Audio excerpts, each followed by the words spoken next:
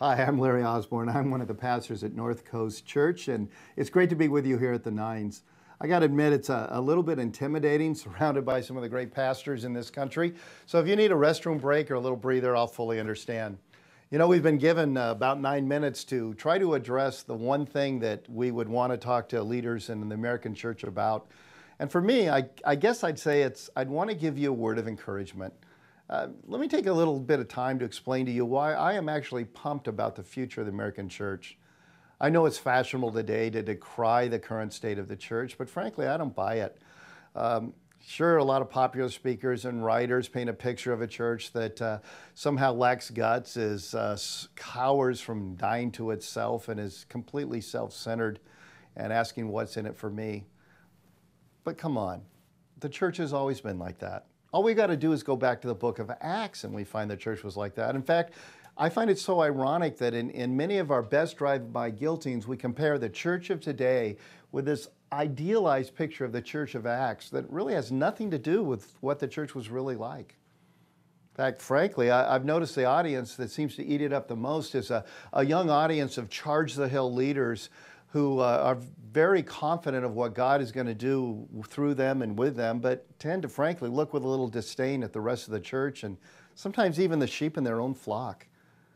And yet we can be oblivious to the fact that we're not all that different than the Pharisee that Jesus told his parable about. You remember the one that was confident in his own righteousness and looked down on everyone else? I love how the Lord describes it. He says he was praying to himself. The Lord didn't even hear it at all. And frankly, as I said earlier, I'm not sure sometimes when we're ripping on the current bride and lifting up the bride of the past, we're not too different from that. Now, don't get me wrong. I'm not saying that the church of today doesn't have problems, tons of problems. There's lots of carnality. There's tons of self-centered living in our churches. But again, it's been that way forever. And it's not intellectually honest to lift up the heroic parts of the church of the past while ignoring its problems. Or have we forgotten what the church in Acts was really like?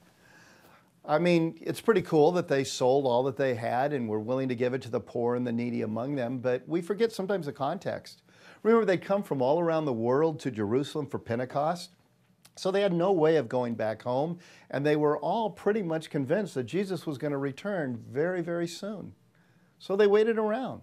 Now, if I'm convinced that Jesus is going to return in the next few weeks or few months, and you need me to sell a piece of property or some furniture to help you out, I'm more than happy to do that for you. And we seem to forget that it wasn't that long afterward that the Apostle Paul was traveling throughout the Gentile churches, taking a special offering for all the poor saints in Jerusalem because they'd gotten rid of it all. They ended up broke. Or have we ignored what they actually did with the Great Commission? Yeah, it's pretty cool that they gathered daily to share with one another and they sold what they had and they prayed and they focused on the apostles' teaching and all that. But frankly, it was pretty much a holy huddle.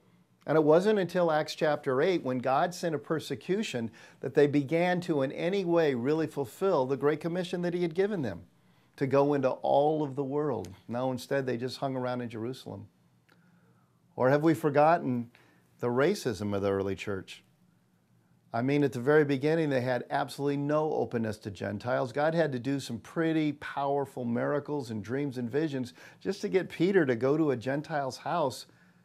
And then even after Peter and Paul gave testimony of the great things God was doing but for the Gentiles, there were uprisings and arguments to the point they had to have multiple church councils just to come to the conclusion that a Gentile could be a genuine Christian. Or church planning. You think we have some problems today? Well, take a look at the Apostle Paul's church plans. They were completely messed up. In fact, most of the New Testament letters we wouldn't have if Paul hadn't planted some pretty gruesome churches. I mean, they were messed up in their morality. They were messed up in their theology. They were messed up in about every way you can be messed up. So thankfully, he wrote those epistles so we could figure out how we're supposed to live as individuals and how we're to be as a church. And sometimes we get a little upset at our denominations and the feistiness and flakiness among our leaders today. But once again, I go back to the New Testament church. I read between the lines in the early letters. I read in the book of Acts of Paul and Barnabas, such great guys, splitting over John Mark because he'd copped out on an earlier trip. Or I think of Peter. Here's a guy after Pentecost who has had such incredible experiences giving in to peer pressure. He's in Galatia. The Judaizers are there, and next thing you know, he's not having any BLTs, but only kosher food, and the Apostle Paul has to stand up in front of everybody and rebuke him for that. And we could go on to the book of Revelation, where Jesus has some rather unflattering words about the very churches we sometimes wish that the church today would be like. Now, why is this so important? Well, I believe if we're going to help our people and our congregations to fulfill God's calling in their life, we cannot be people who think the sky is falling and people who are in despair. We don't want to stick our head in the sand and ignore what's going on around us, but we want to have that deep-seated confidence of people who've actually read the end of the book and know how it finishes, of people who remember and leaders who remember that Jesus has promised that He will build His church and even the gates of hell will not be able to hold it back. You see, when we know the end and when we remember the promise of our Lord to be with us and to make sure even hell's gates can't hold us back, everything's a little bit different.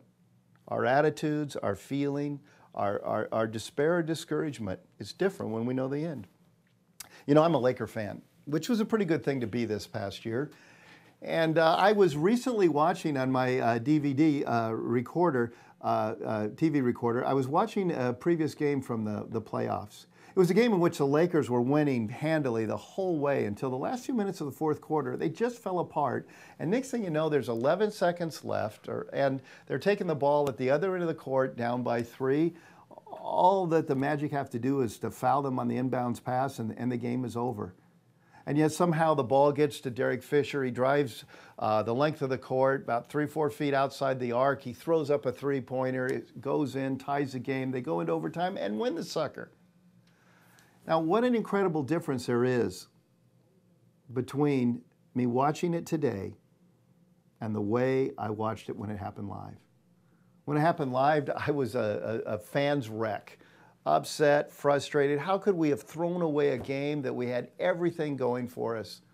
But just the other day when I watched it, as I watched that lead disappear and the Magic go ahead, all I did was smile and laugh. Why? Because I knew how the game ended. And today as leaders, we need to be encouraged because we know how the game ends. And we know that the gates of hell will not prevail, even with our goofiness, even with our sin, even with our failures. So I want to encourage you. Do your best, and God will pick it up, and He'll win the game. He always has. He always will. And that's why I'm pumped about the future of the American church.